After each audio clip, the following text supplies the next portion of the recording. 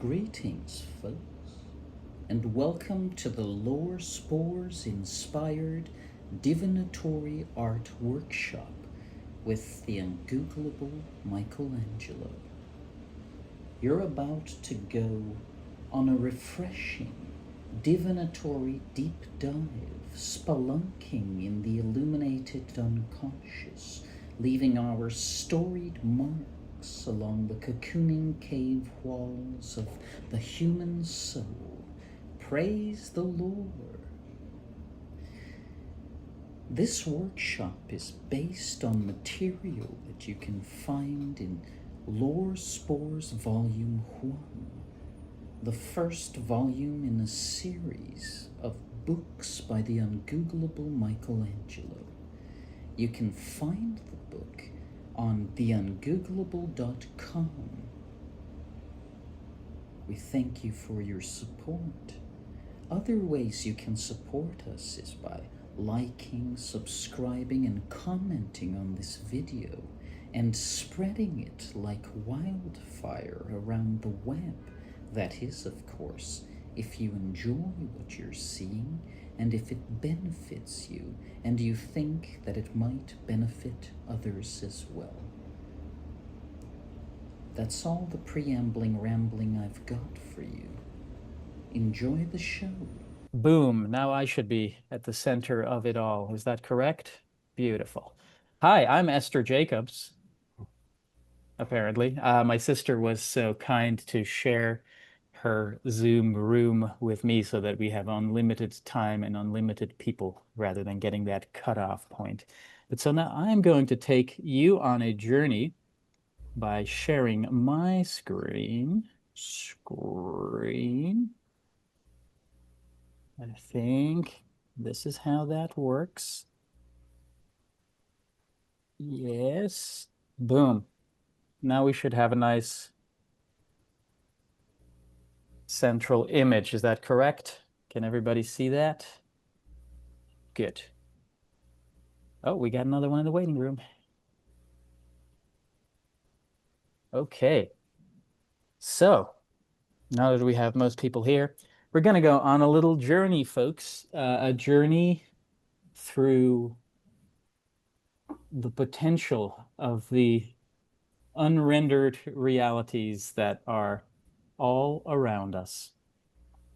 You know, Michelangelo, the famous Googleable Italian artist, known for the Sistine Chapel, not the 16th Chapel, and he's also not Michelangelo. If you take away anything from this workshop, take away the proper pronunciation of Michelangelo versus Michelangelo. So Michelangelo talked about liberating angels from the marble, which really is his way of saying liberating the potential that it lays dormant within the material. I once heard a story of somebody that was on the beach and they were in perhaps slightly an altered state, and they looked over and they saw somebody that rose up from their beach towel and they had this most incredible, intricate dragon tattoo on their body. And then they brushed it off and the whole thing crumbled away. It was just sand.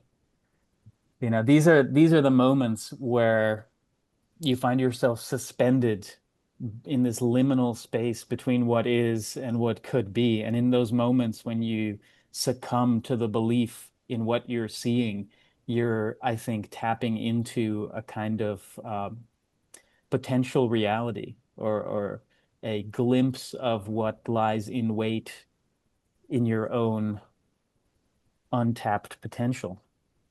So right here we have the pile of books, Lore Spores Volume 1. I think some of you have the book. Some of you might have read it. Some of you are here jumping in to the workshop space, not knowing what is on the plate, but don't worry, we will get to a great deal of what is in the book, and we'll touch on to some things that will be in the future volumes. And with your feedback and participation, who knows, maybe your influence will become woven into the future volumes. Maybe you will tap into some of the potential that lies dormant and in waiting in that realm.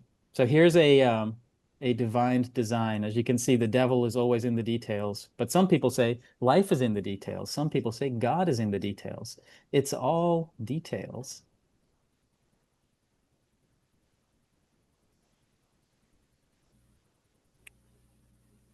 How do I? There we go.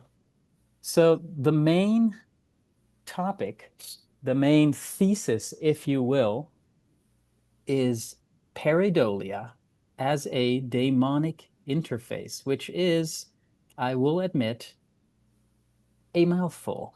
A lot of big words. Let's unpack them. Pareidolia, which is central to the first volume of Lore Spores, is a word that simply refers to the mind's tendency to find meaningful patterns in random stimuli, things like faces in the clouds, or in my case, faces in just about any stain or any marking anywhere. Now, a daemonic interface, what do I mean by that? A daemon is, I mean, in computer terminology, maybe one of you can correct me if I'm wrong about this. In computer terminology, it's a kind of hidden program, I think, or a kind of hidden command lying under. Look at my hand in this other frame coming around. That's creepy. This kind of hidden command that lies beyond the central code. In in Greek culture, a daemon was akin to what the Romans called a genius, which is usually thought of as a kind of helping spirit or a guardian spirit or a guardian angel and this kind of thing. I think of it as the larger part of ourselves. You can think the higher self, but then why the dimension of height? Why not the wider self or the deeper self? At any rate, it can also be thought of as the longer self if we think of it in a temporal dimension. There's another fancy word that I really like, entelechy, which means your realized potential. So think of your entire life as it has already been lived, your entire timeline, your entire lifeline, your entire biography. And here you are, almost like a little cursor moving along at one sentence at a time. And so using pareidolia as a means to tap into this larger reservoir of the self. Oftentimes, pareidolia is used in a very dismissive way. People will say, like, oh, that's just pareidolia. Like, for instance, QAnon is a great example of this, because there's also culturally sanctioned pareidolia. For instance, you look up at the sky, you see constellations. Those aren't there, but we've imbued the haphazard mass of celestial splendor with these connect the dot configurations of myth information, a lot of times corresponding to Greek myths.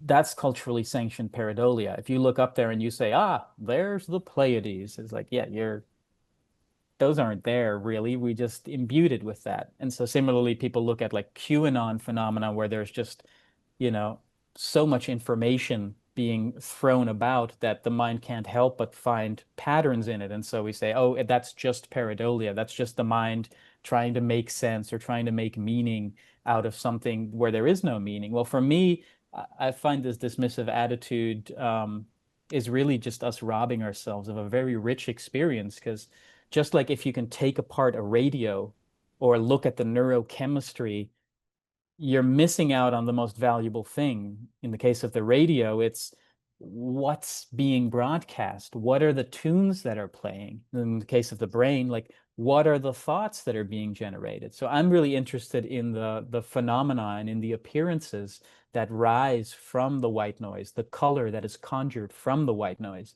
So for me, pareidolia is kind of a way to interface with the what I started to call the lost continent of the psyche.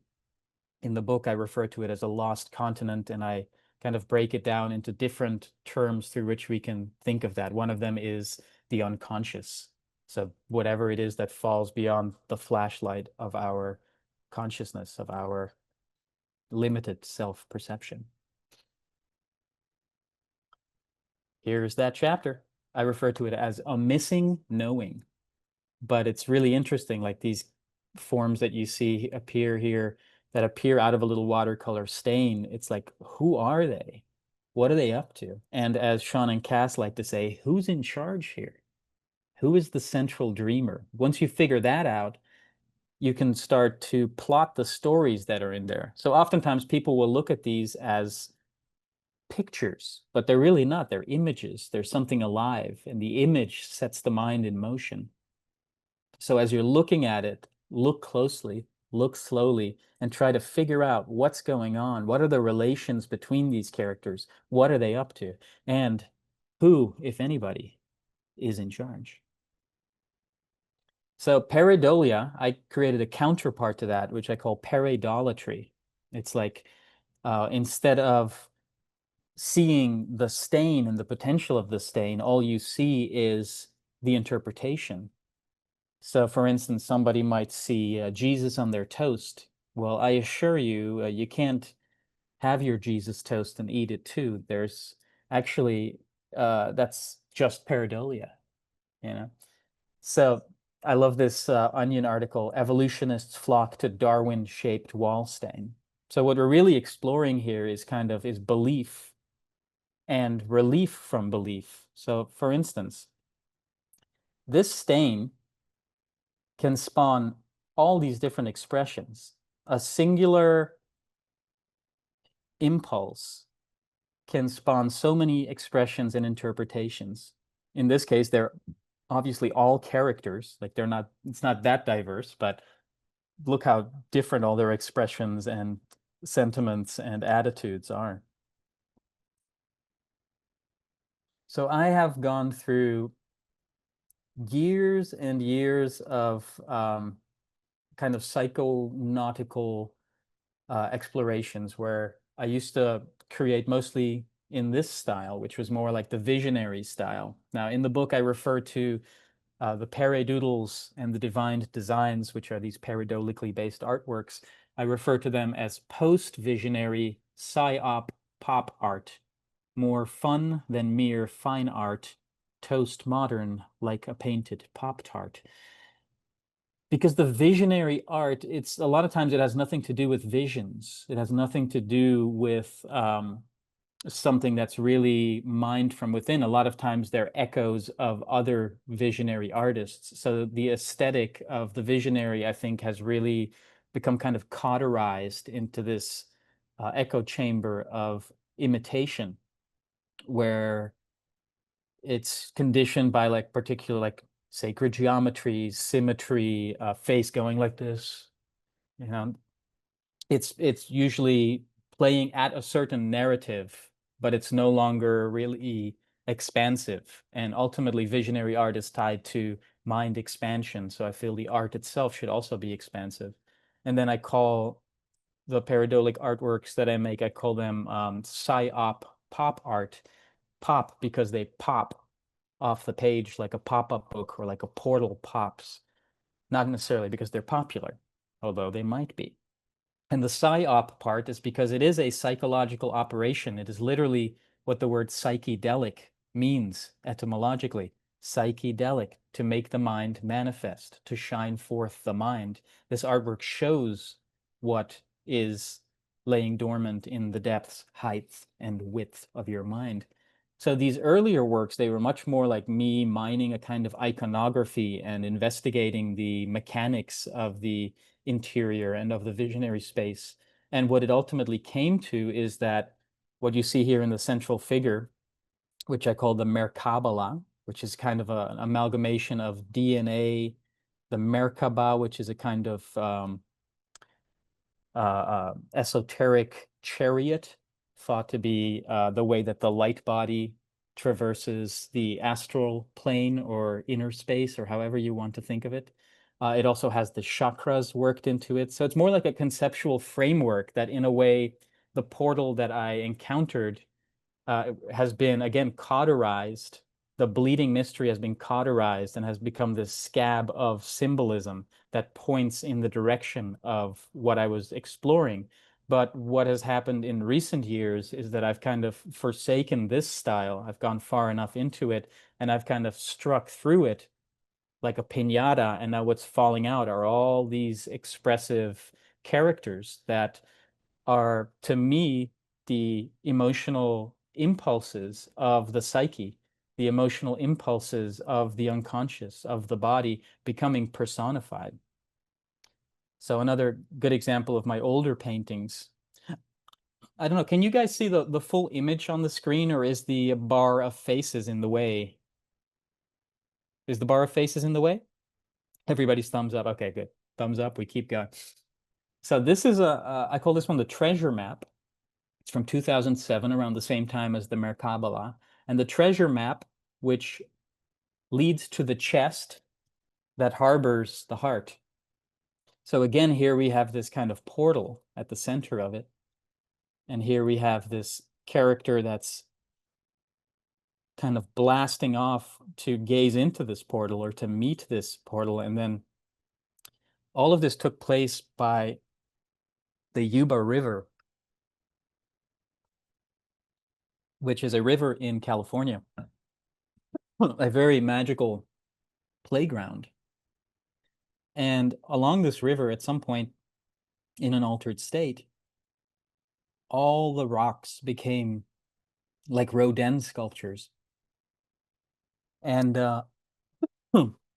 these distant peaks became like, you know, entire alien worlds. And you can see here that the same techniques are being used. Like I'm pulling the forms from the priming. So the visionary state, in a way, gave me a jump-off point. But then beyond that, it's a journey of invention. So the jump-off point, that's kind of what I call a lore spore. So it is the smallest unit of information that you're able to carry away from this vastly expansive mental state. So let's say you know, let's ground it in a dream state for those that are not psychedelically inclined. If you wake up from a dream, you might not recall all the details, but you might remember a thing or two.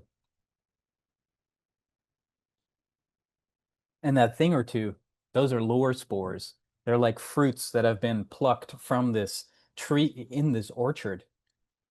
And by kind of meditating on those fragments, more of the experience will integrate and will come to light.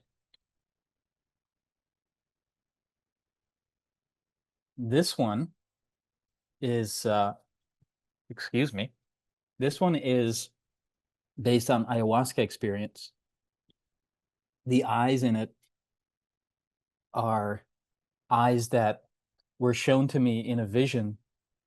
And to me, they are at once serpentine and feline, which, if you think of ayahuasca, the bulimic hallucinogen of the Amazon, it is often associated with the jaguar and the anaconda, a cat and a snake.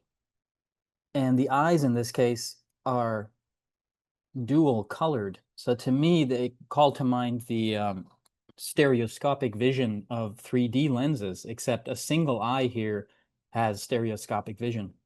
So these are the eyes of the altered state, which various beings are borrowing in order to see into this state or to convey this state.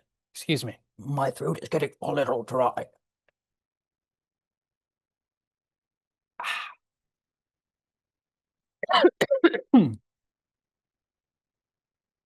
You see various creatures which have all popped through the portal are borrowing these eyes.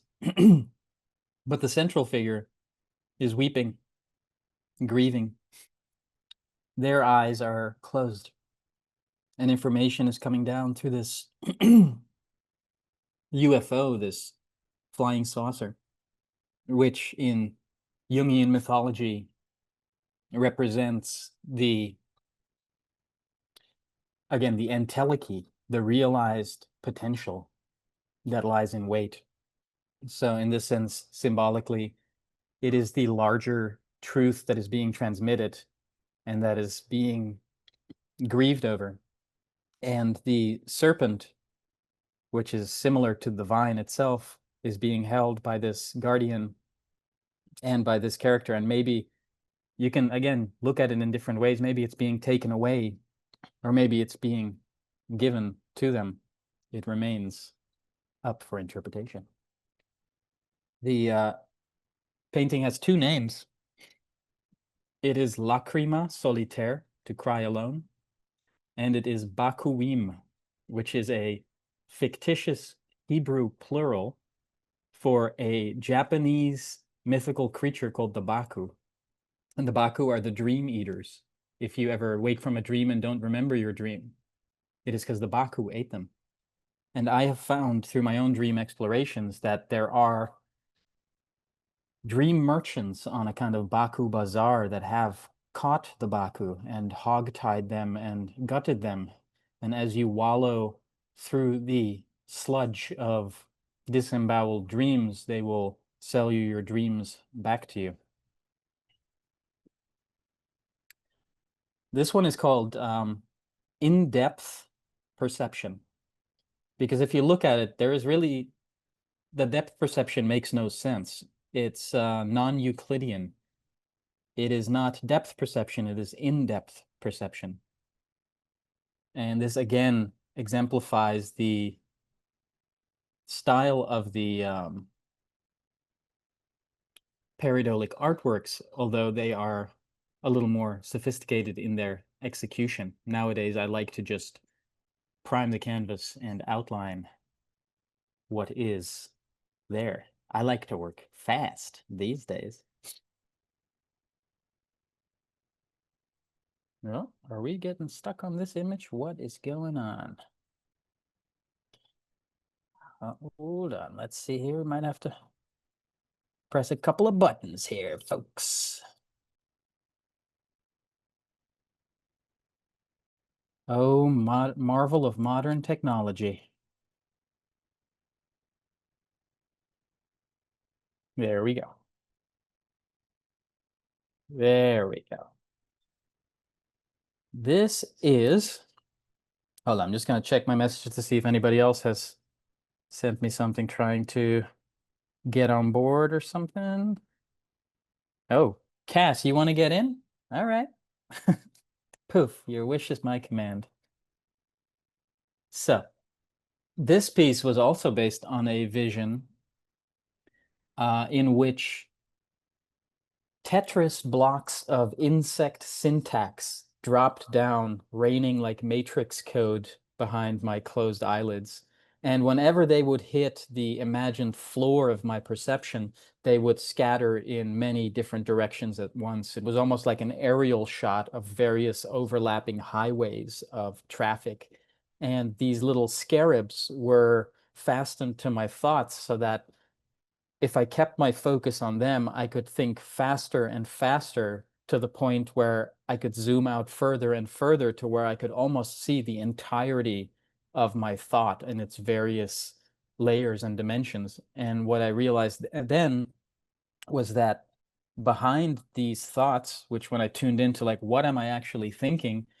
I realized there were very negative thoughts, and it felt almost like I was this biocomputer with this hater program or this competitive program that was running, or comparative program running in me.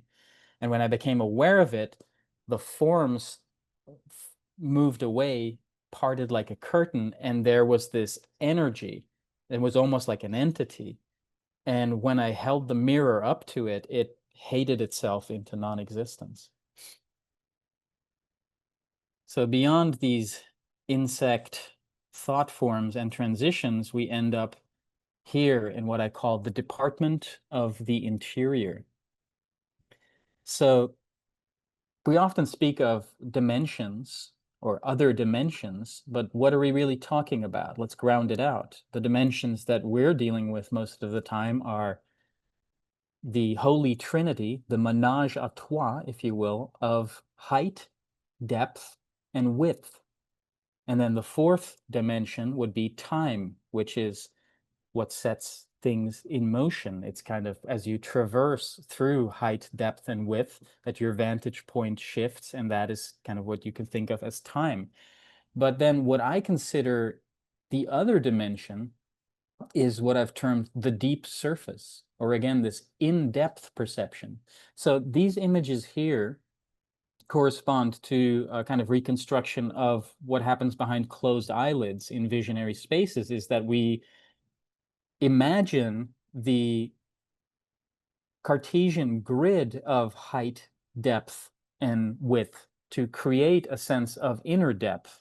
So in a sense, we invert the measurements of the physical behavioral space to create mind space through which an analog I or a metaphor me can move as though it were moving thoughts like they were objects.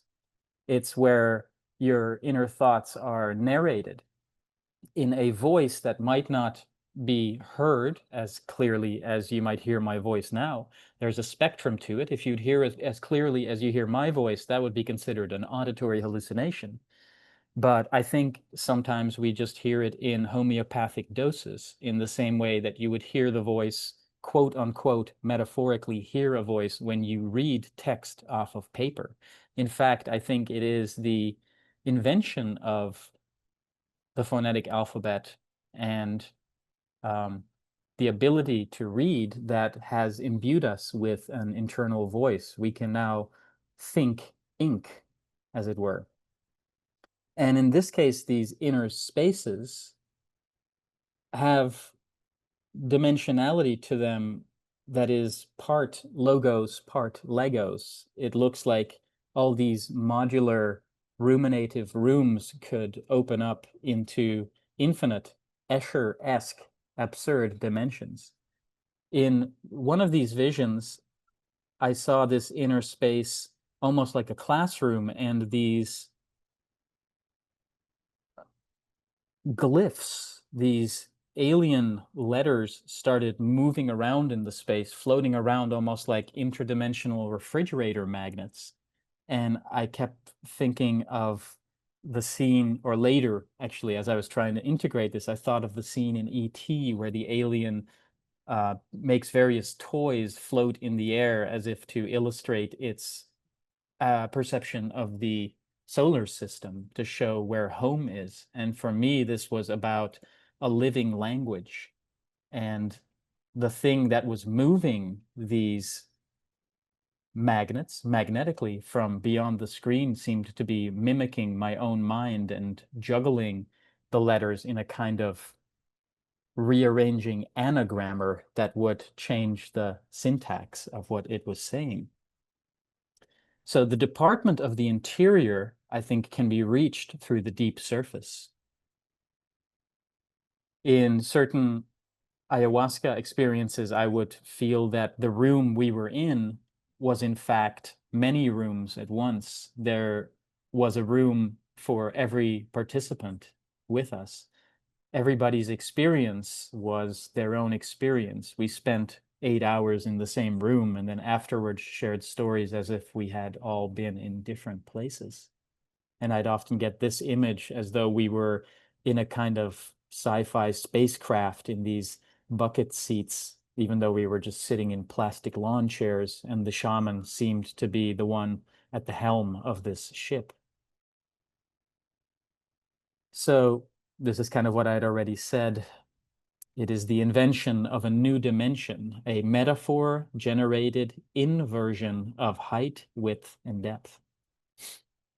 So the deep surface, what I mean by this is that when we look, for instance, at a stain on the sidewalk, we think of the concrete as an obstruction. We think of the concrete as dense matter. We think of the concrete as the end of our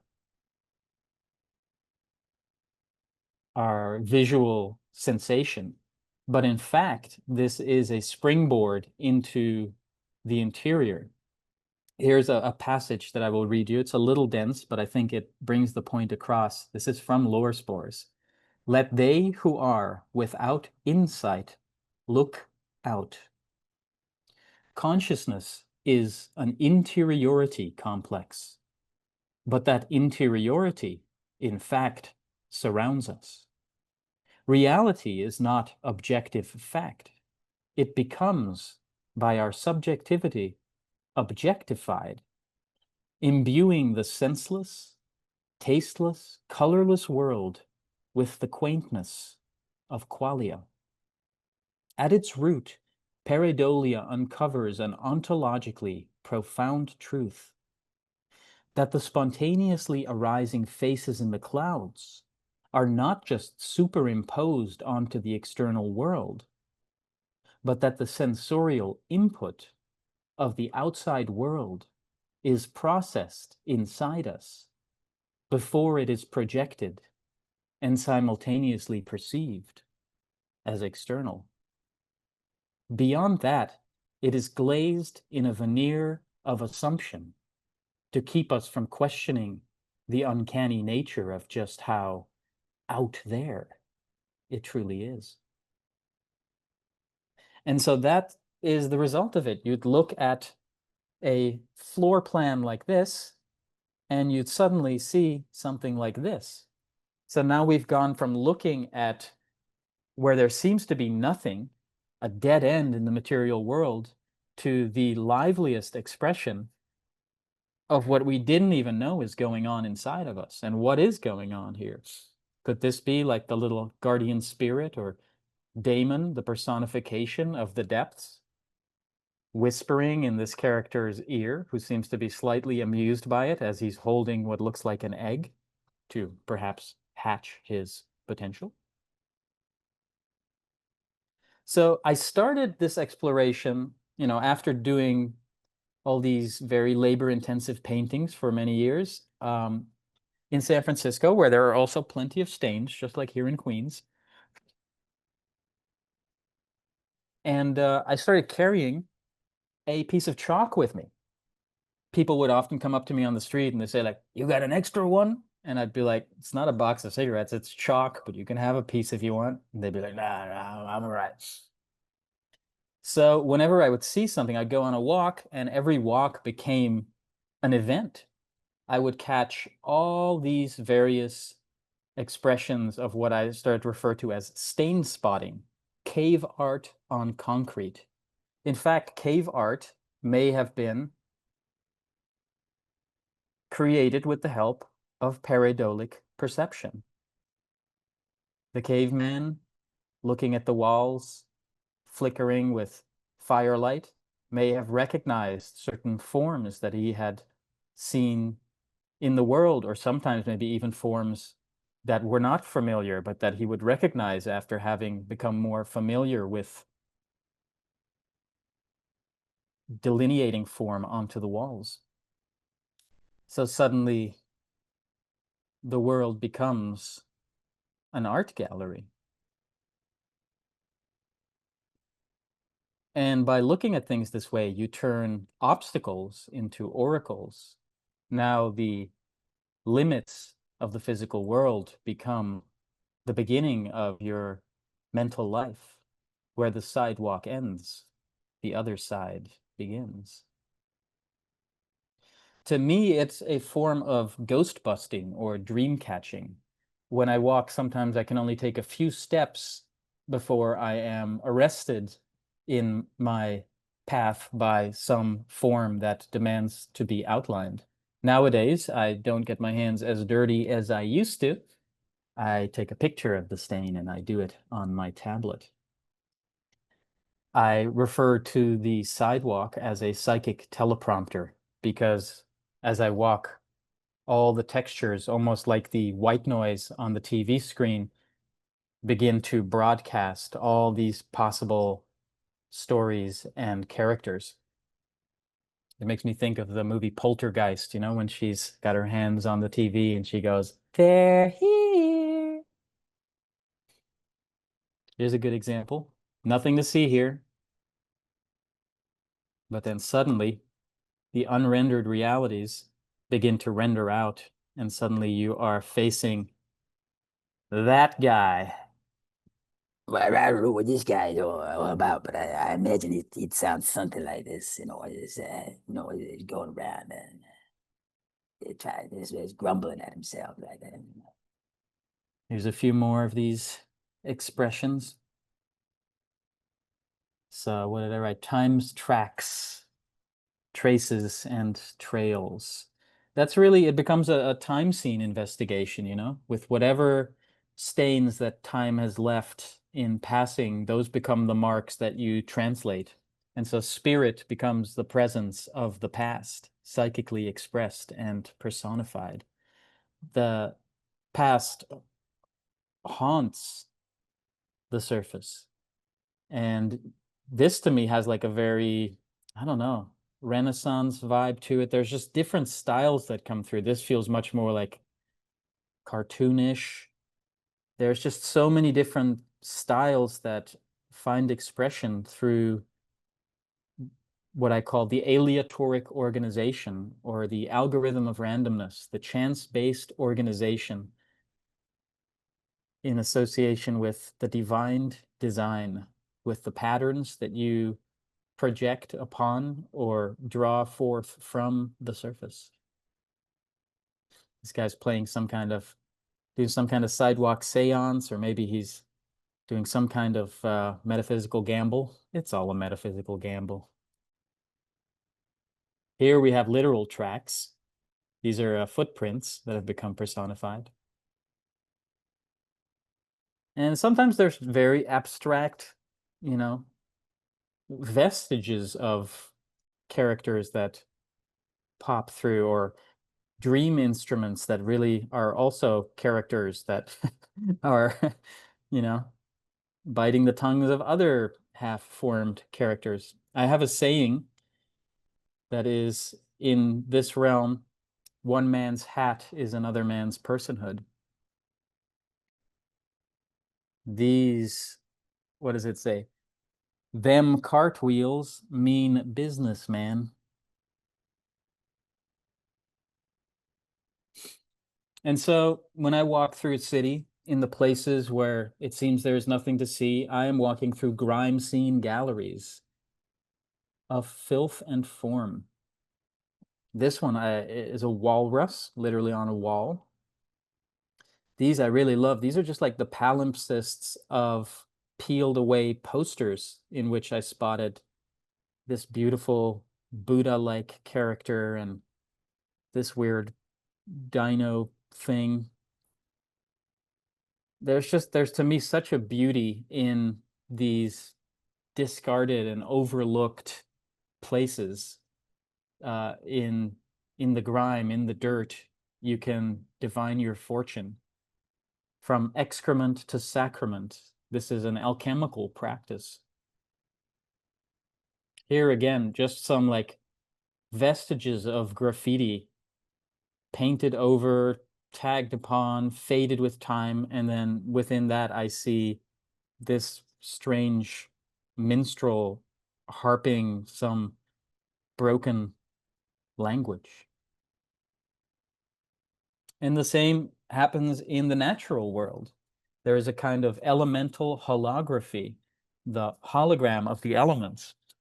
Like even the stains on the sidewalk are the elements expressing themselves. And ultimately, that is what we're made of, right? We're made of 4, maybe 5 elements, maybe even a whole table of them. I don't know. What elements do you bring to the table?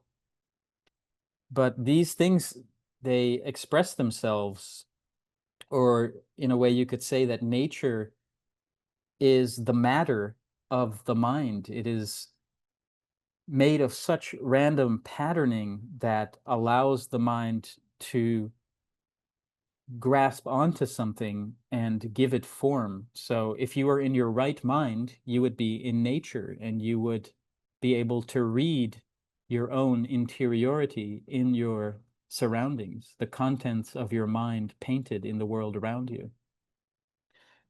In Charlie Kaufman's Netflix film, I think it was called I Don't Want to Be Here Anymore, something like that. I forget the name of it, but he refers to landscapes with interiority, which I think is a really great way, a paradoxical way to describe this. Here we have the tropical trail of trippy trolls in South Florida. Here we have a sad palm reading in Los Angeles during the pandemic, very much expressive of how I felt at that time. And this is in the jungle, the rainforest in Xilitla, Mexico. And there's a short poem that goes with this, which is, and I'll do it in a Tom Waits voice because it works pretty nicely. The roots here are strangly and strange, like a sensual serpent's embrace. And if you hug back, you might not end up a snack, and it might even show you its ways. So every environment is limited by the materials available. And this is largely what dictates the culture of a place and the aesthetic of the culture's deities or folkloric apparitions. These are all from my time in the jungle in Mexico. They make a lot of things out of wicker. So one time I saw this wicker basket and I saw this wicked wicker witch. This was the princess queen, we called her. Her head is a coconut, and her body is some spray painted piece of wood. This one is made out of a palm frond, and this is that same princess queen's head, the painted coconut. And as our story living there changed, as we were in different eras of our adventure, the face and the appearance of the princess queen would change. Like at some point we adorned her as a warrior. At some point the dogs had taken away her head and I had to repaint her, and she came out far more fierce after that. So in a way, Pareidolia takes us to the source of culture, the source of where culture springs forth. These were the walls of Casa Caracol, the snail-shaped house in the jungle where I lived. And at times when I would wake up from a nap or something, or I was in a slightly altered state, one way or another, I would see these forms move behind the psychic teleprompter of the walls, almost as if these walls could talk, as if these walls had stored some kind of energetic imprints, and I would see all these different characters and animals and strange apparitions. This was in my bathroom there, so when you're on the toilet, you're never alone. There's always some guy trying to talk you up. Hey, everything coming out all right?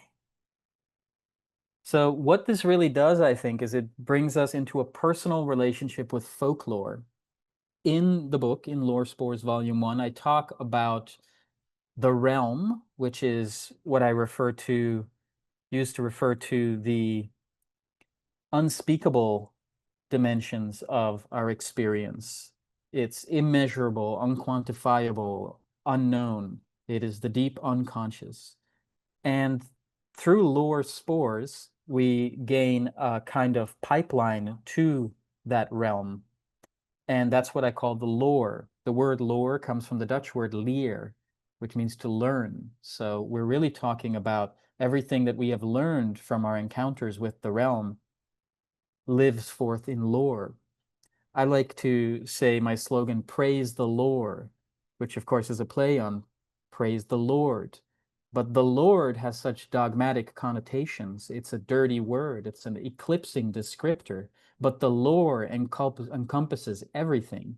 Think of it like this. Jesus is Lord instead of Jesus is Lord. Everybody's worldviews, everybody's maps are inclusive within the lore.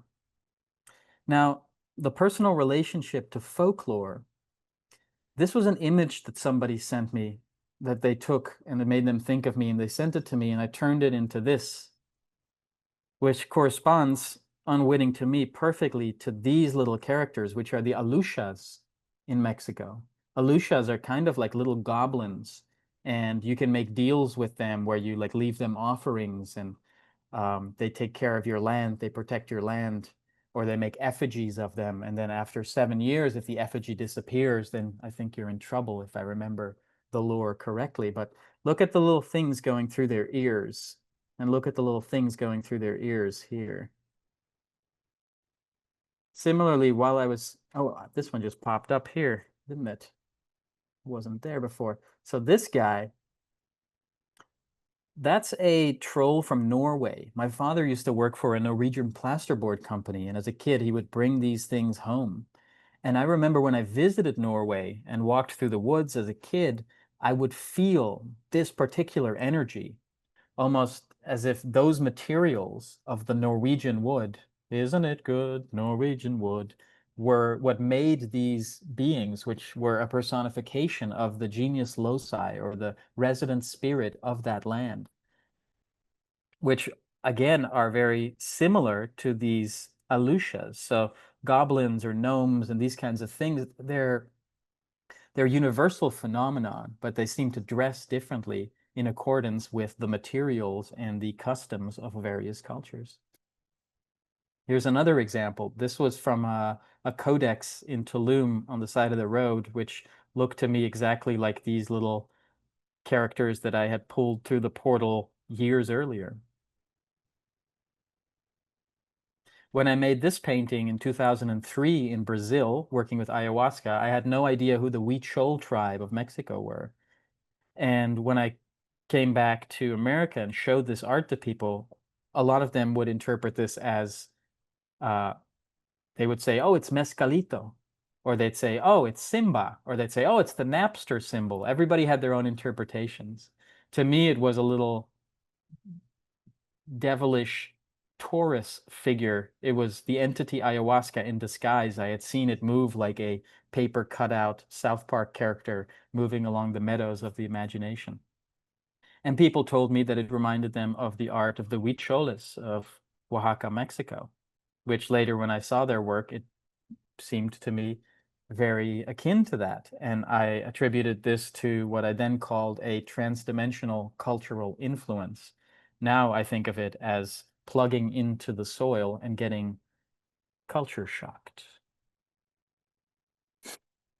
During a journey on Changa, which is a gentler, slightly prolonged version of DMT that is smokable. It's like an organic form of DMT.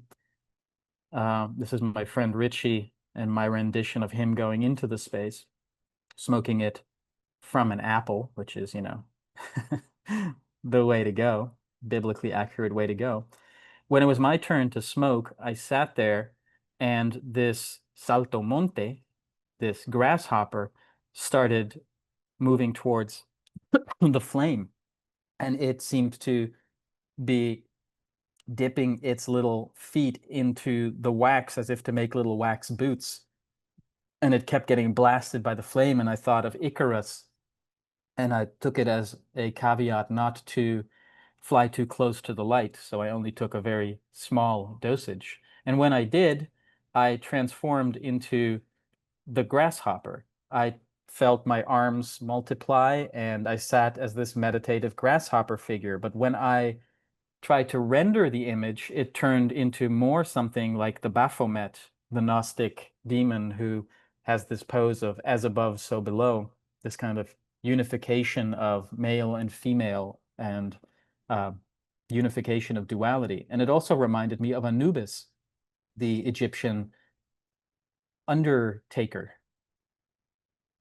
And then this had shown up in the floors that I'd outlined with some charcoal at some point.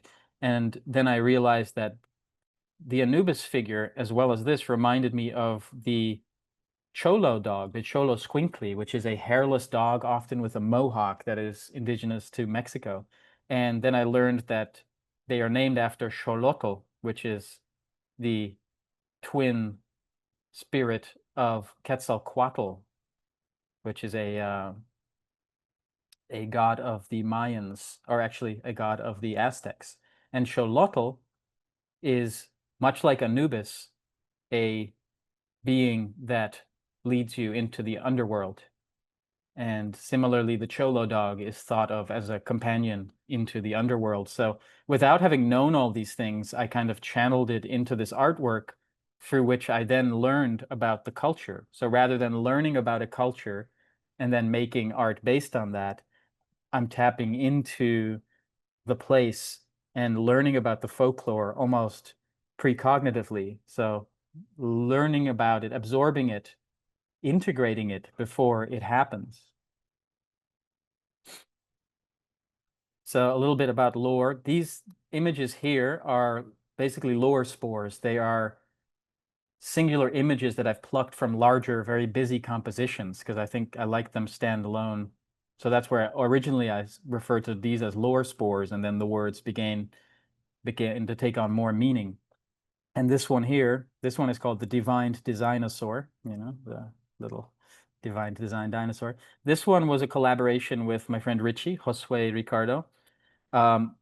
He had spray painted this canvas and he had melted a bunch of crayons onto it. And I took a picture of it before he changed it further. And then I outlined this character in it, which again, to me is the Baku, the Dream Eater, but it has been disemboweled. And in that time in Mexico, I was really starting to reacquaint myself with parts of myself I had lost touch with.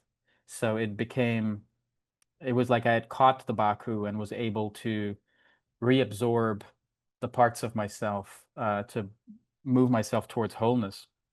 And I have here a little invocation about the lore that'll give you more of a sense of what I mean when I speak of lore. Between belief and superstition, praise the lore. Between gossip and gospel, praise the lore. Between an inside joke and a universal truth, praise the lore. Between the faceless unspeakable and the personification, praise the lore. Between the storied field of history and the starry fields of mystery, of density and destiny, praise the lore.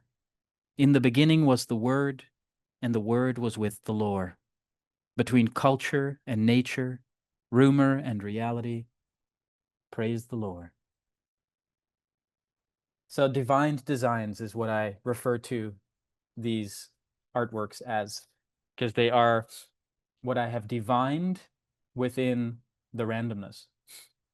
In the book, there is a whole segment about divinatory art and about divination, which I won't get into all of it right now, but I will share with you this William Burroughs quote.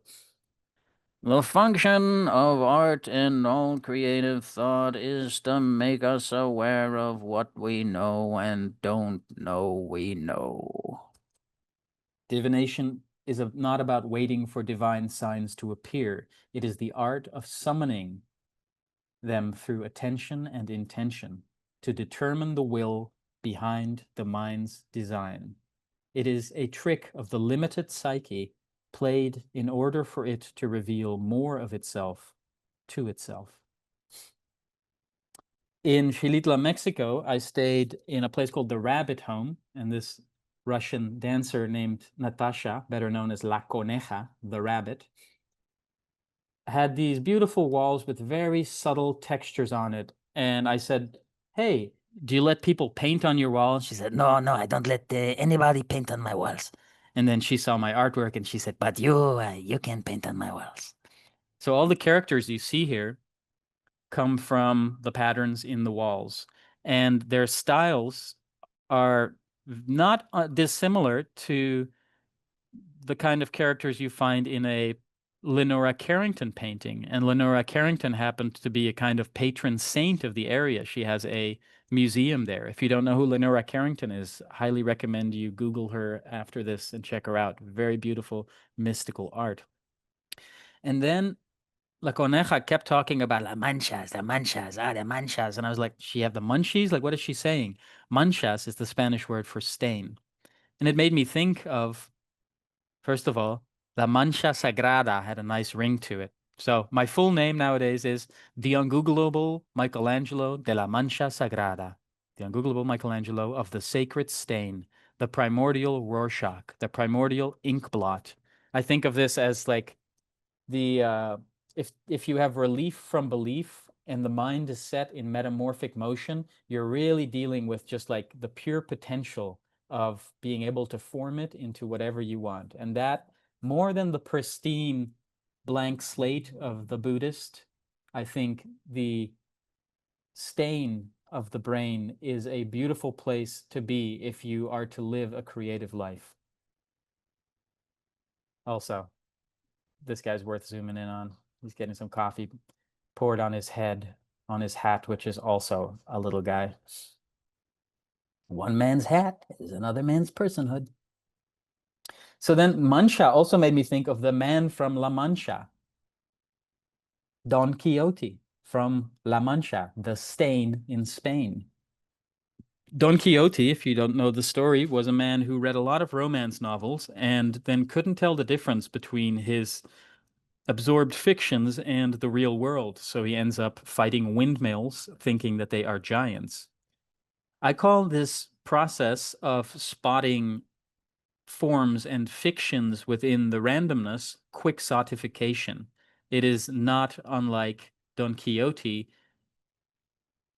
projecting the medium of mind as media, into the world. So if you become aware of the world around you and the ways in which you have absorbed various fictions and are integrating them seamlessly into your perception, then you can reverse engineer it and understand better why you think of things the way you do. Here's a little time lapse of the floor plan, so you can see how these things come into being. We're almost at the end of this little presentation, and then I'm going to do some live demonstrations. How's everybody doing out there? Is this still interesting to everybody? Getting some thumbs up there? All right. Very good. Thank you for sticking with me. And then the beauty with the iPad is that you can isolate the line work too. So this is all the stuff that I was able to pull through the portal of the priming. Here's another one. This was a tiny little piece of paint that my ex-girlfriend had. I think it's just where she like wiped her brushes or something. It was like a tiny little spot, but I walked past it and I saw all these beautiful little scenes and I took a picture of it, and it's still one of my favorite explorations into this realm. It has just so many wonderful little pockets of activity, in my humble opinion. Collaboration transforms perception. This is another little paragraph from Lore Spores. Another's color choices, for example, pull me out of my usual palette. Engaging with their priming becomes almost archaeological, unearthing shapes, tracing intent. It reminds me of shooting and editing footage. Raw material at first, full of accidental quirks, a sudden lens adjustment, an unplanned pullback to a wider shot. If you add a little whoosh sound, it suddenly becomes intentional, animate. The same goes for analyzing the language of one's brushwork, the forensics of a time scene investigation. By honoring the lyricism of the original strokes, carving boundaries into their chaos, I transform impulse into structure.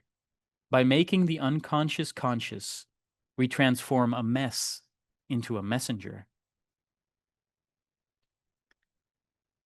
So this is a collaboration. My friends Richie and Alexa had primed this wall in Richie's apartment, and I saw a character in there and I said, "Can I paint on it?" And they said, "Yes." And then before I knew it, I had basically put on a whole performance, pulling all these characters into the foreground. And again, this was a very healing moment for me because I had had in my early 20s 2 consecutive years where I had made giant murals that were destroyed shortly after I had made them. And this had really been a kind of blow to me that had made me feel that the world did not appreciate what I did not appreciate artists. To them, it was just paint rearranged on a wall rather than a portal opened into some other apprehension of the world. And this chapter in my life, suddenly painting and publicly painting and painting for the sake of impermanence, was play again. I enjoyed it again. And I really started just fully embracing this style of art making rather than the like laborious exploration at brushstroke speed. I remember working on a painting once and having this thought, all these tiny controlled brushstrokes, where is the ecstasy in that? because there's always the idea of the artist, the archetype of just splashing the canvas with paint or slapping it with the brush and things just happening magically. And I wanted that. So now I do that. I start with the chaotic impulse, just expressively applying color intuitively, and then I outline what I see in there. And here we'll pull out and you see this whole map, this whole world of characters.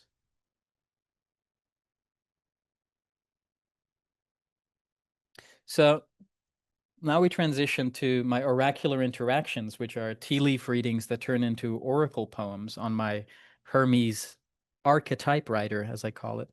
So this follows the same logic of the pareidolic artwork. For instance, these are coffee grounds, but it's the same thing. I look in the coffee grounds and I see suddenly Pan. I see the little personal relative folkloric figure of the goat god playing his flute. So I do this with people. I will read their leaves, I will tell them what I see, and then we have a conversation around that. And then from that, I turn it into a poem. I'll give you some examples of some magical interactions I've had. One of the first ones, I was at the House of Yes, and a man and a woman came over, and I said, "Oh, do you want a reading together? Are you a couple?" And they looked at each other and said, "Are we a couple? We don't really know what we are." And I said, "Well, let's figure it out." And I looked in the cup and I saw a little Wile E. Coyote Roadrunner character, and I thought to myself, that's so stupid, I don't even want to say it, but you see something, you say something. So I said, I see a Wile E. Coyote Roadrunner character. And they looked at each other and they said, that's so weird because we just had a long conversation about the Roadrunner in relation to our relationship dynamic. And I said, great, let's start there. I was in North Carolina and I ran into a guy I knew from the Bay Area from years ago. And I started talking to him and he did a reading and I saw a bird holding an axe. And he said, oh, I know. I saw a woodpecker. And I thought that's cool because that is kind of like a bird with an axe, right? And then I thought of it and I said, do you know how a woodpecker insulates its brain when it's pecking at the wood? It wraps its tongue around it. And then he started speaking to me in Dutch. I'm originally from the Netherlands, and I didn't know that he spoke Dutch, but he knew this about me because he had lived in the Netherlands for a while. I knew that he was Brazilian, so then I said, how is your relation to your mother tongue? And he said, oh, I don't really like it, it's, mostly English and other languages are more interesting to me.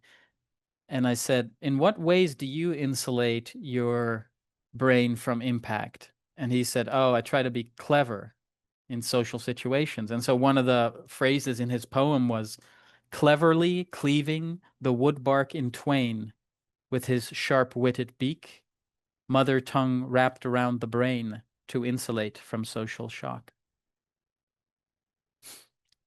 So this one, I've told this actually on Sean and Cass's podcast, but it's grown a tale since then. Fearful fate, fateful fear, part deux. These are my childhood terrors. When I was a kid in the dark, wolves and bats would streak at me, almost like comets that upon impact sent shivers down my spine. And they looked like this, like the Lon Chaney werewolf and like these like wolves and bats with fangs, like terrifying stuff. And then my mother had this brilliant idea that if I could attach them, I could draw them and attach them to balloons, I could send them off.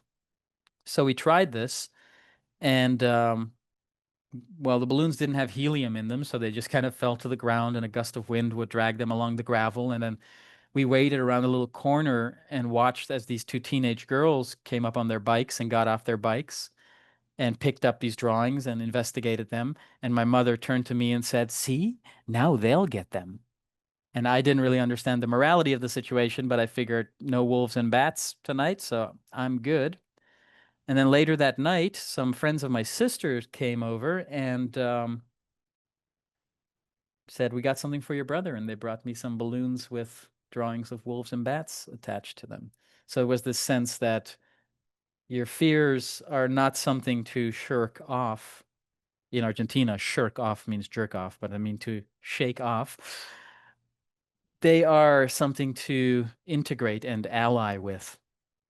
So I hadn't seen my mother in person in 8 years, and in 2023 I got to go visit her and hang out with her, and she had this idea to go on a hot air balloon ride. And I knew because of the balloon connotation that there was something there. I was like, oh, maybe I'll make a little video of this interaction. Like, we'll close this time loop, we'll close this circuit. Now, the funny thing was, I had a oracular interaction with my friend Zaina and his girlfriend at the House of Yes the same day as the Roadrunner incident. And in their cup, I saw a balloon, a hot air balloon. And I said, have you guys ever taken a hot air balloon ride? And they said, no, but on our first date, we were talking about that. Maybe we should do that. And I said, well, what is the depending factor on it being a good time? It's the balloon pilot, isn't it? That's what makes or breaks the experience. Hold on a second here. So, yeah, we're going all over the place. The balloon pilot. And so I came up with this poem. Or no, first I said, what would your pilot's name be? And she just out of nowhere picked this name out of the air and she said, Schlen. His name would be Schlen. And Schlen is not a name, you know, that's not a name you come across. But it was funny, so I wrote this poem about Schlen. And so I go to the Netherlands and I go on the balloon ride with my mom, and we're up in the air. And then suddenly I see all these other balloons in the distance and I say, ah, there it is. Watch as I zoom in. You see that?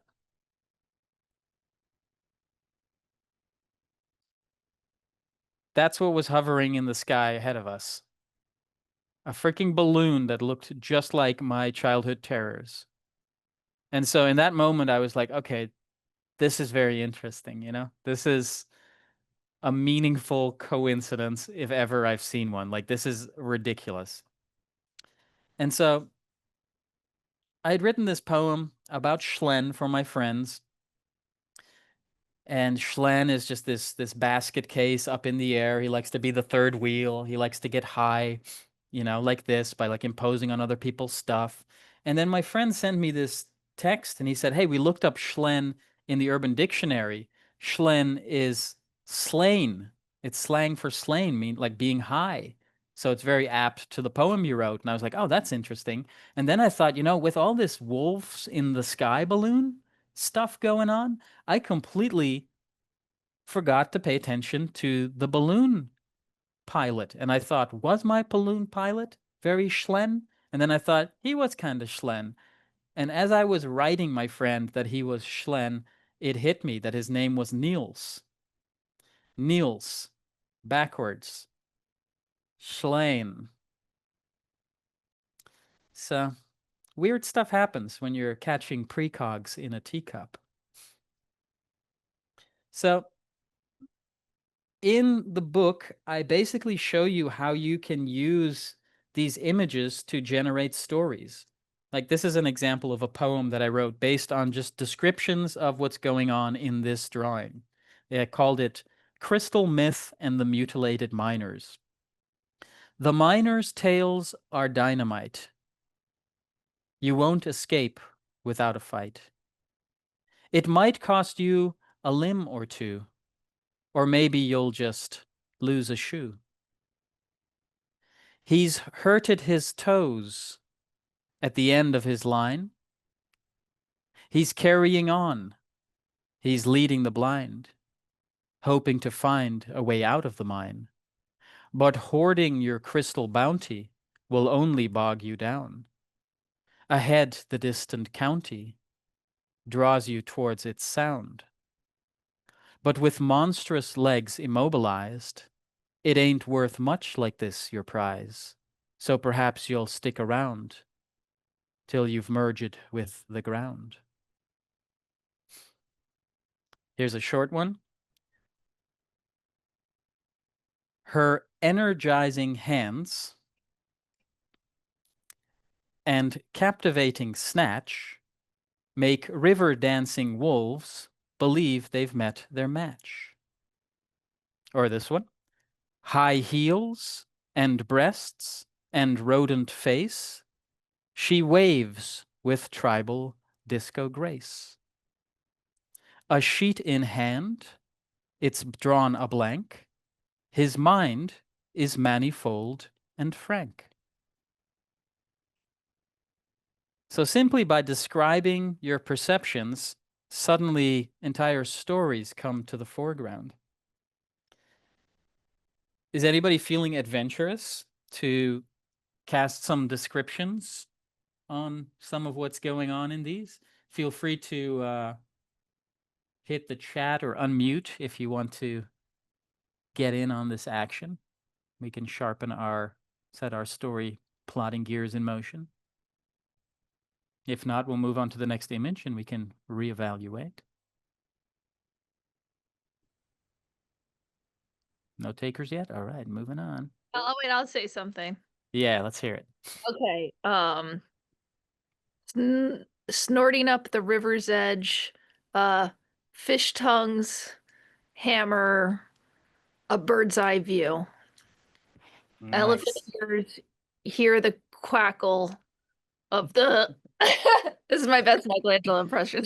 You're doing great. You're doing great. That's all I got. That's great. You got snorting up the water. What is it? Water's edge. You got fish tongues.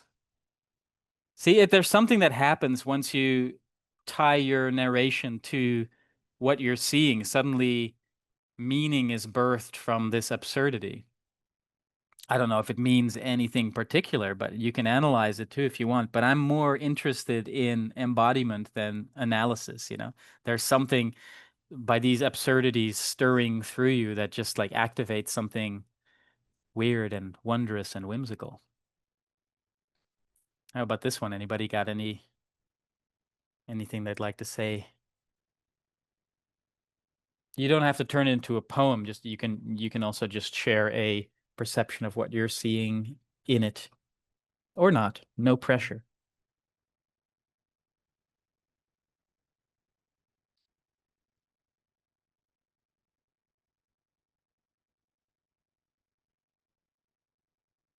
How about this little arc?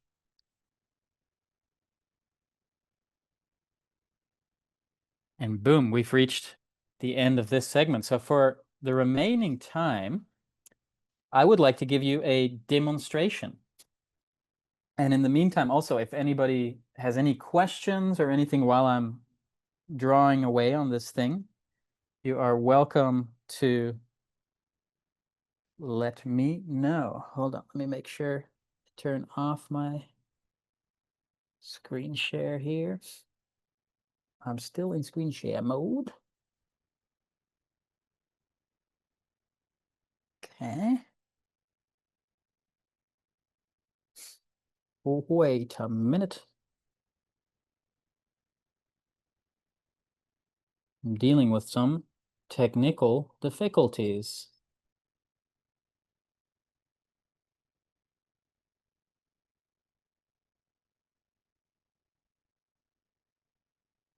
How do I stop sharing this thing? How does that work? Does anybody know? At the bottom of your Zoom screen, where there's the row of commands. Oh, but you still want to share your screen. Never mind, you just want to stop sharing that. Yeah, it's only telling me to share, but I'm already sharing it. What if I do? I'm still sharing it. What in the hell? Did you click on the share? Because then you can maybe get to options. Well, that's the options it's given me there.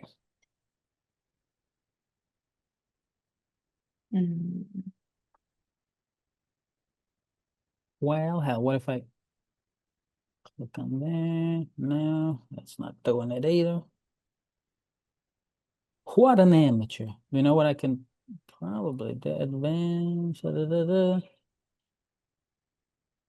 What I can probably do is if I do multiple participants can share at the same time. Let's try this out.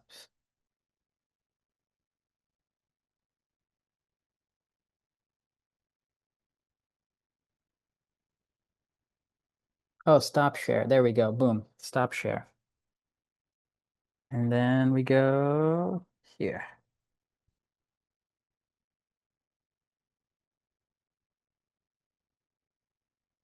are we seeing? Oh, we're not seeing a share yet, right?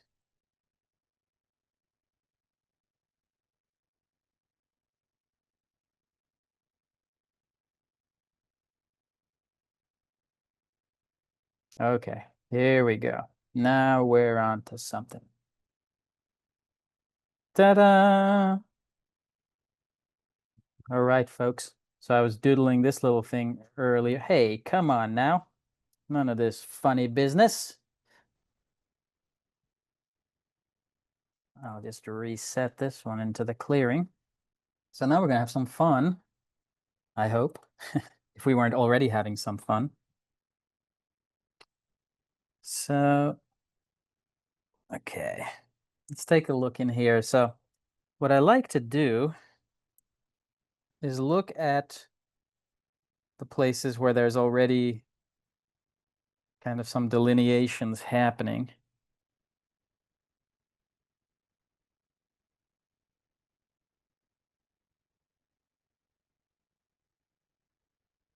And they can be very subtle because obviously I'm quite attuned to this process already, but it's never a dull moment. Can you guys still hear me okay?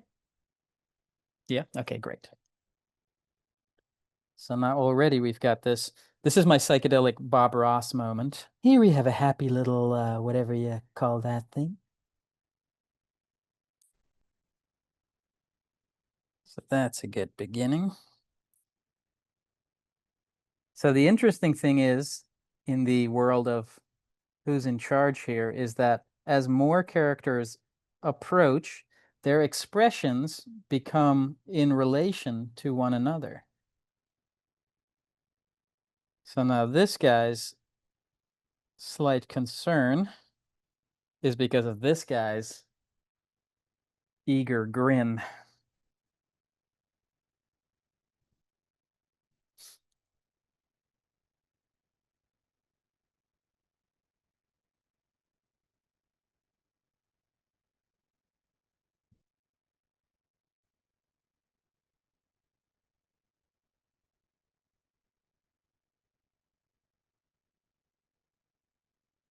It's such a wild world in there, out there.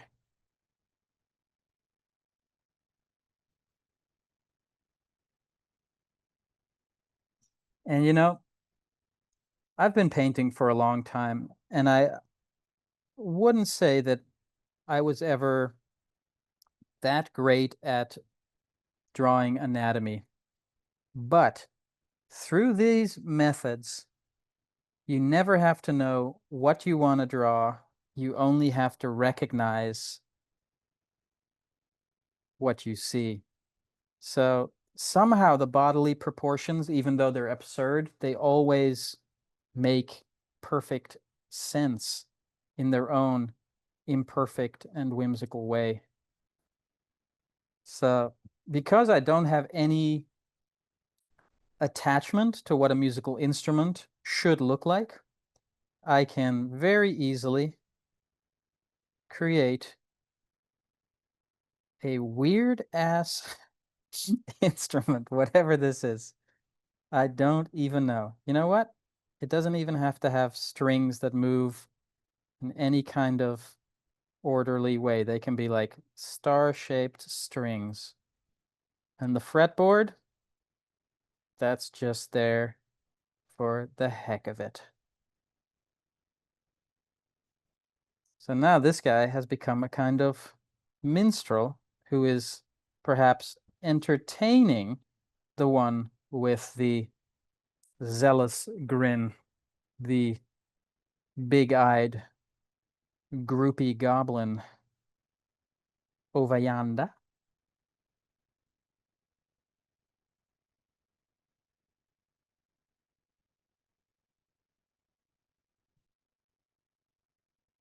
And you know, it's summertime, so he does have some shorts on.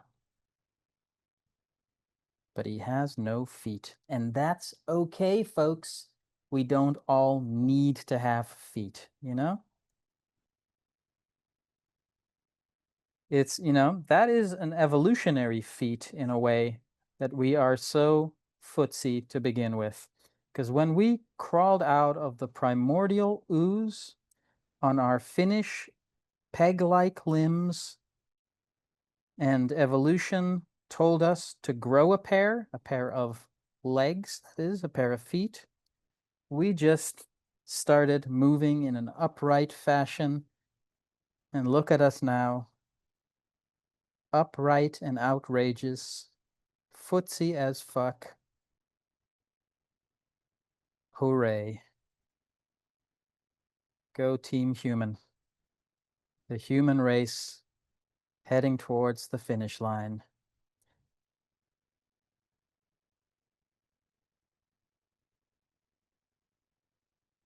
See, isn't it just ridiculous how these things emerge? They seem so they seem so concerned, those two guys.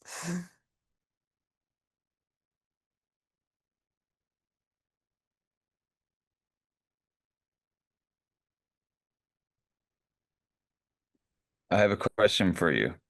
Yes, please. I'm working on one right now. Uh-huh. And people ask me this about our films all the time, but how do you know when they're done? Like, is it a feeling or do you see something or like, because I feel like you could do this endlessly and you could overbusy these things, but I don't Yes. And I market. often do. No, no, I like the way that they are, that, there's just sparse enough that you could fill in the blanks as the viewer. Yeah, there's a kind of Where's Waldo, make your own adventure quality to it. I think, I don't know if it was Picasso or one of those guys, one of those famous guys who said that art is never really finished, it's just abandoned.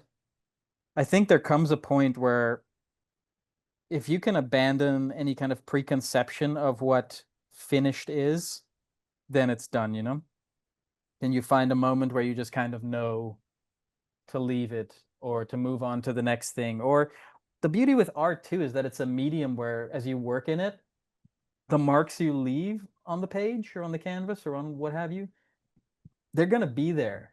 Like if you come back a week later, they're still going to be there and you can have a fresh perspective on if you want to add to them or subtract from them or how you want to go about it.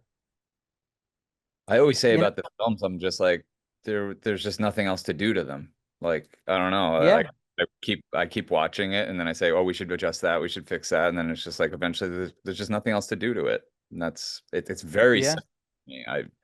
You know, absolutely. And I think there's also a quality that I embrace nowadays where I try to leave it more sparse because I like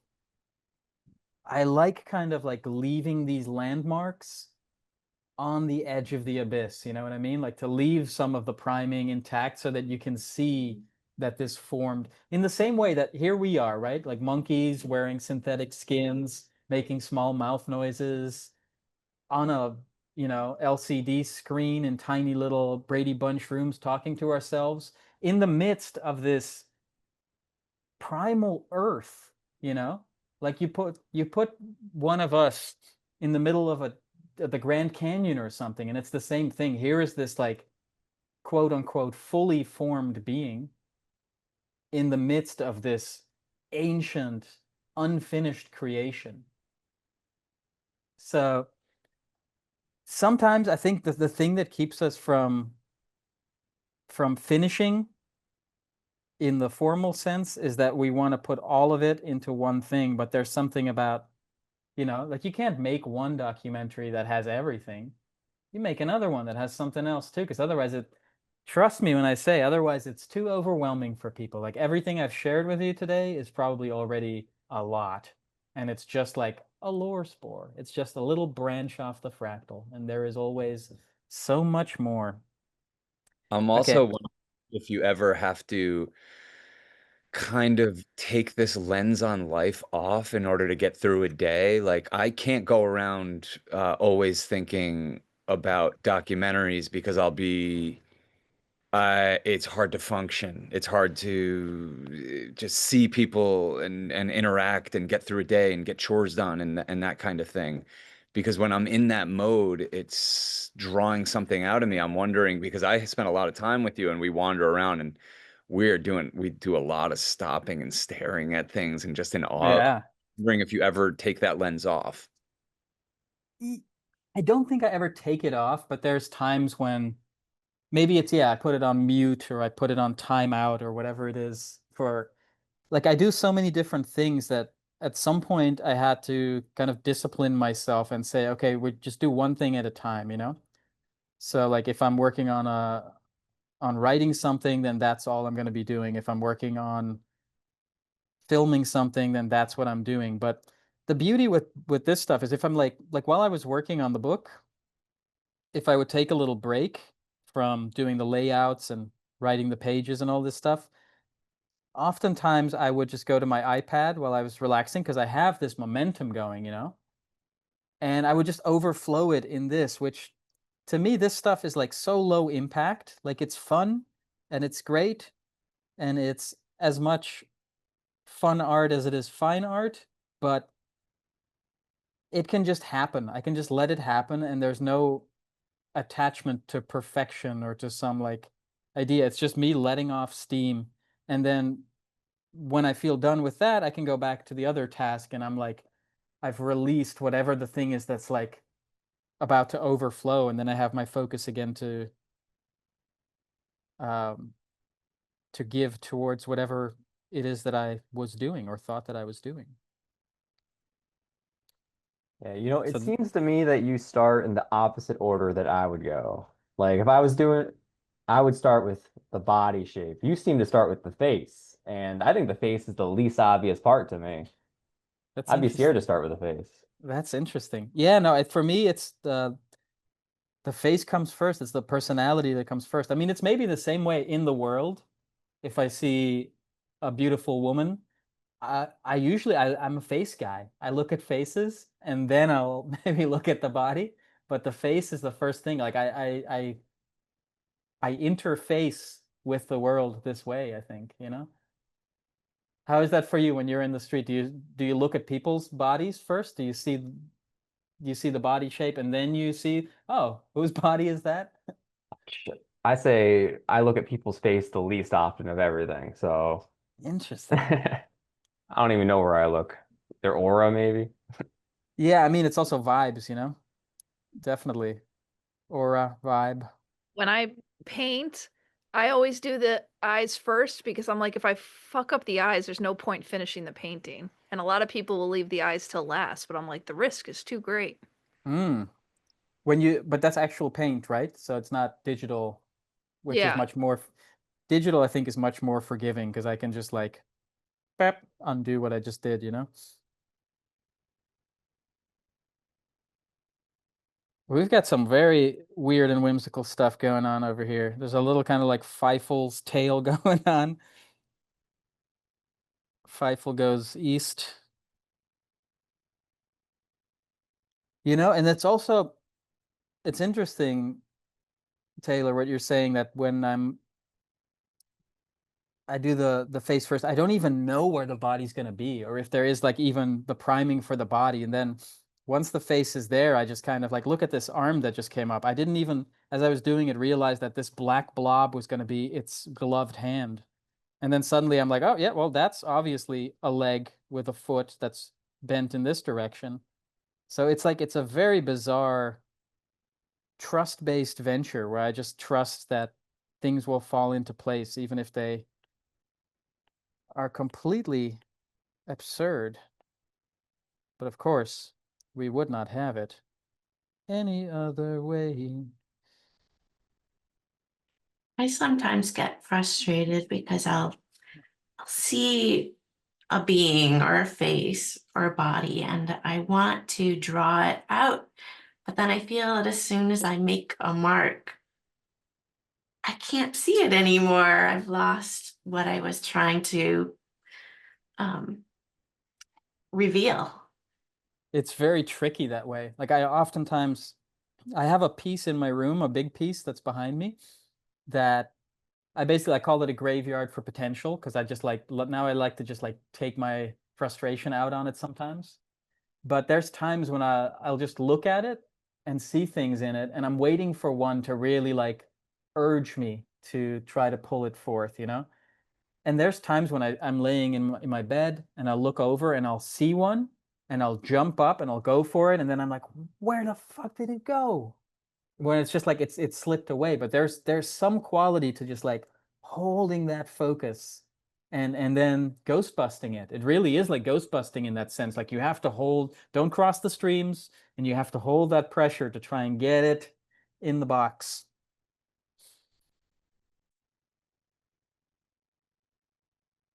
Okay, look at this weird world.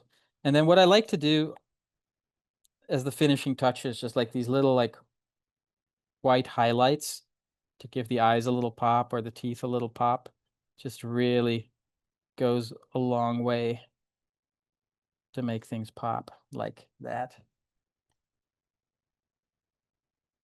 Okay, I'll do one more real quick, and then I think we're pretty much at the end of the line. This is a very subtle one, as you can see.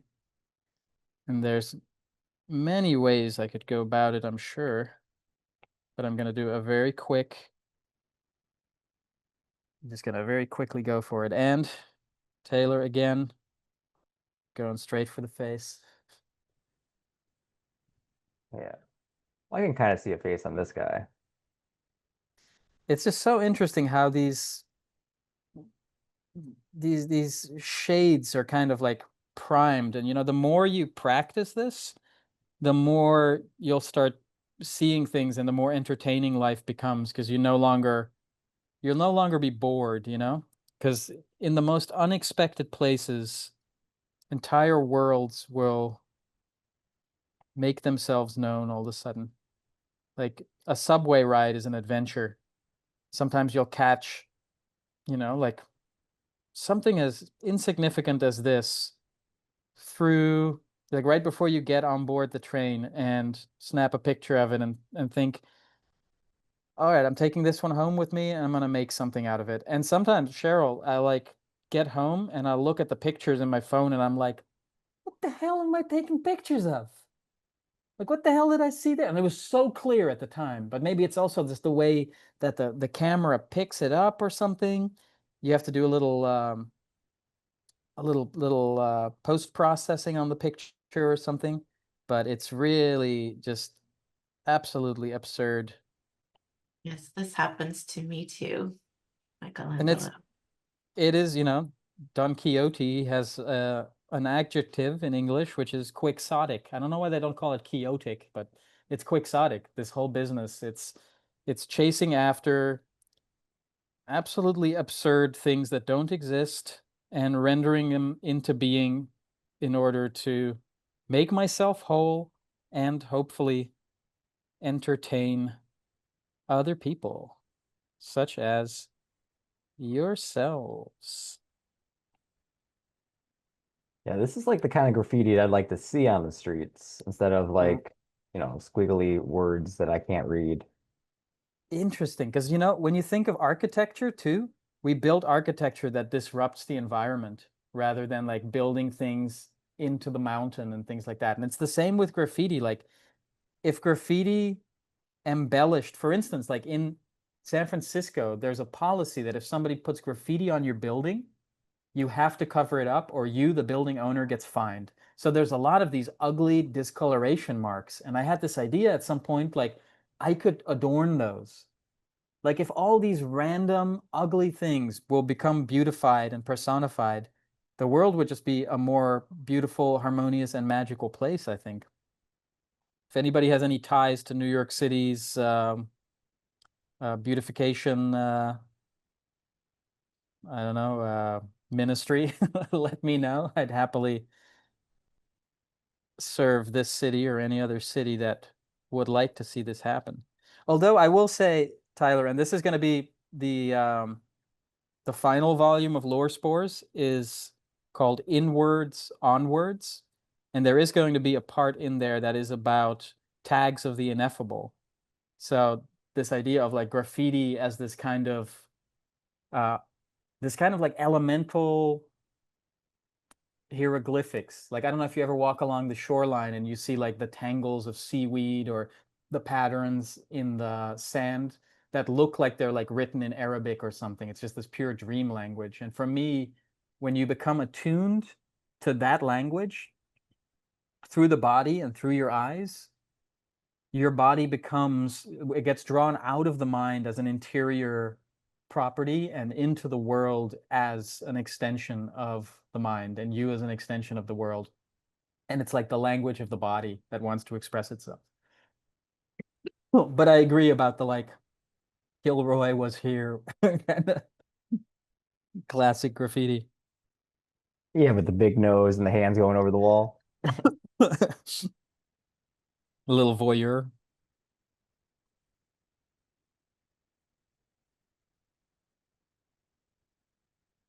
All right, there's obviously still a lot more that can be done in here, but I don't want to take up too much more of everybody's time.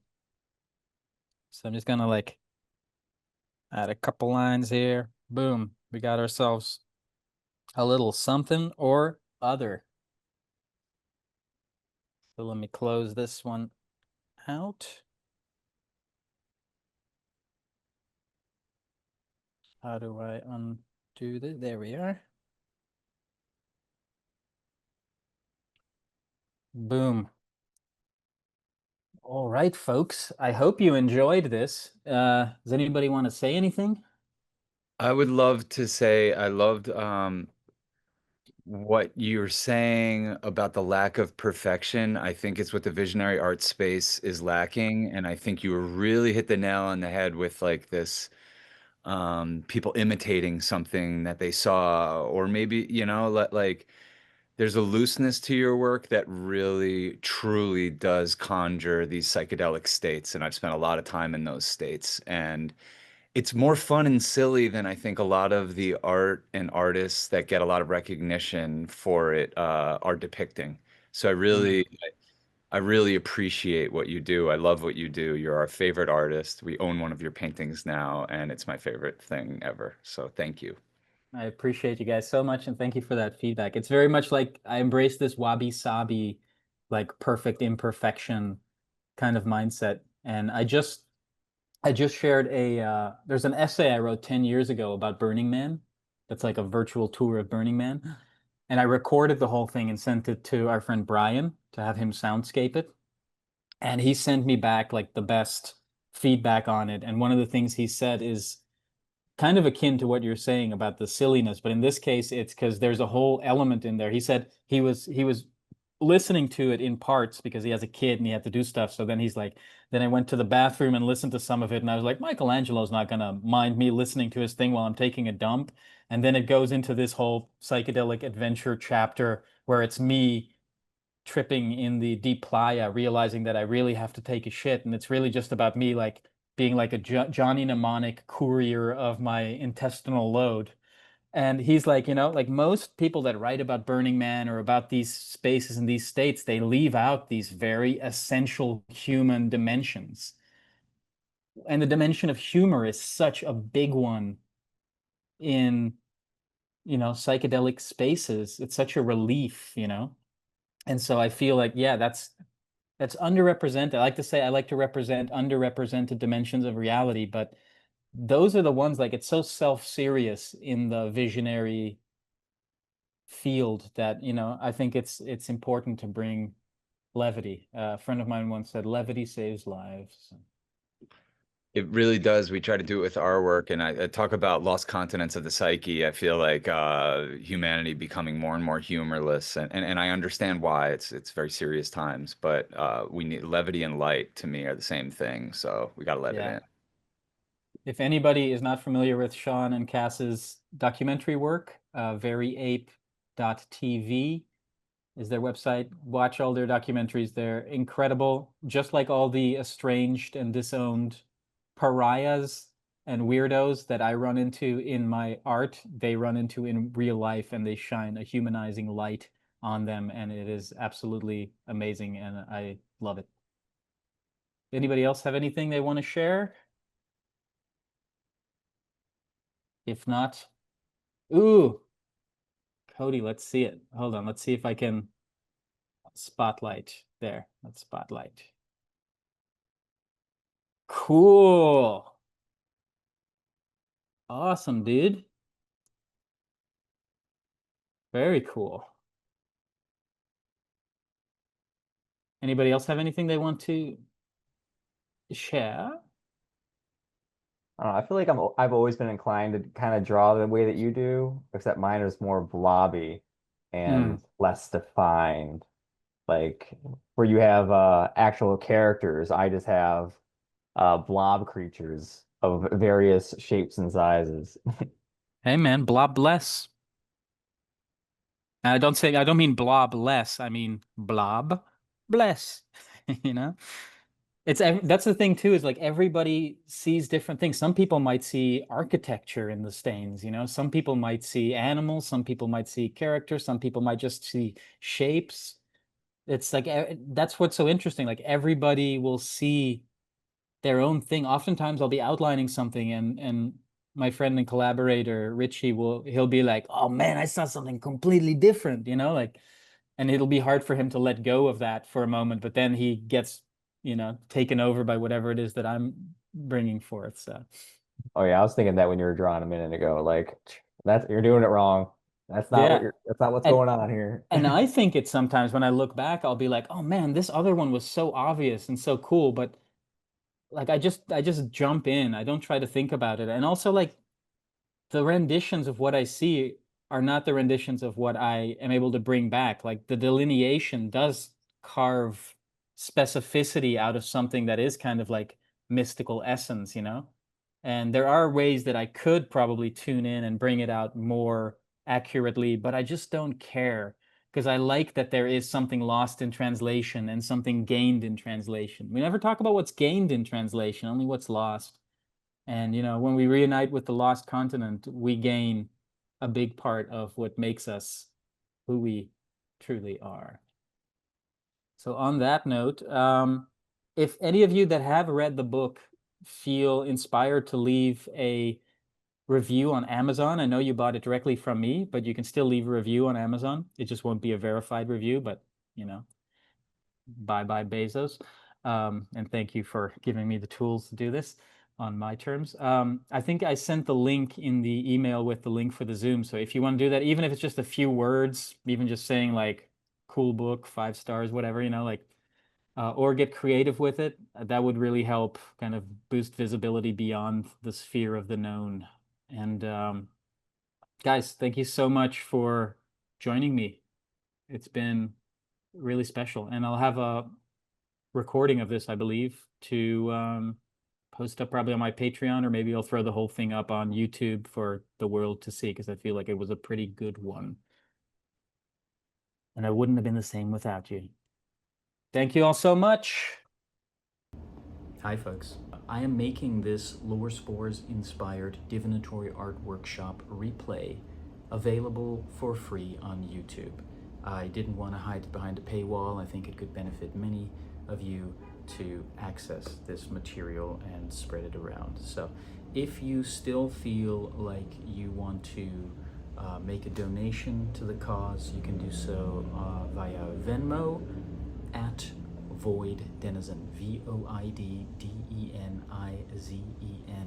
Thank you so much. And you can also find me on patreon.com/VoidDenizen. That is patreon.com/Void Denizen. Thank you.